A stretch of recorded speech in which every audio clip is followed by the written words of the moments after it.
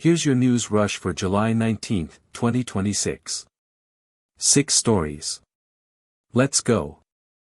For the first time since March, American troops have been killed by Iranian fire. 2 ballistic missiles struck Jordan's Muwaffaq Salti Air Base, killing 2 U.S. service members and leaving a third missing, with 4 more hospitalized.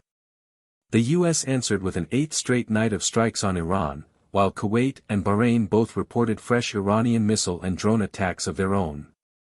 The war between the U.S. and Iran, which reignited back in June, is now escalating across at least 4 countries at once. Andrew and Tristan Tate are back in custody. U.S. Marshals arrested the influencer brothers in Miami on a sealed warrant, after British prosecutors announced they're seeking extradition on new charges. The Crown Prosecution Service says it's pursuing rape and sex trafficking charges against both brothers, alleging offenses against women between 2010 and 2017, along with additional charges against Andrew Tate. The charges are expected to be formally unsealed next week as extradition proceedings begin. It's finally here. Messi's Argentina faces Yamal's Spain today in the World Cup final, kicking off at 3 p.m. Eastern at MetLife Stadium in New Jersey, in front of an expected 80,000 fans. It's the storyline nobody could script. 20 years ago, a baby photo of Yamal with a young Messi went viral, and now they meet for the sport's biggest trophy. Madonna, BTS, Shakira, and Justin Bieber headline halftime, with Post Malone leading the pre-match ceremony. More than 100 million Americans are living under air quality alerts right now.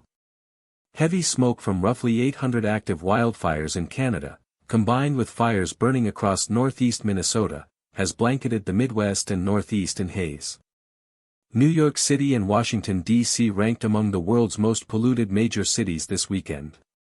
In Minnesota, more than 600 firefighters are battling blazes that have burned past 70,000 acres near residential and resort areas already under evacuation orders. Wall Street just closed out its worst week in months. The S&P 500 fell 1.6% this week, the Nasdaq dropped 2.9%, and the Dow slid 0.9%, as tariff and trade fears weigh on investors. Semiconductor stocks led the slide after Taiwan Semiconductor raised its spending forecast to as much as $64 billion.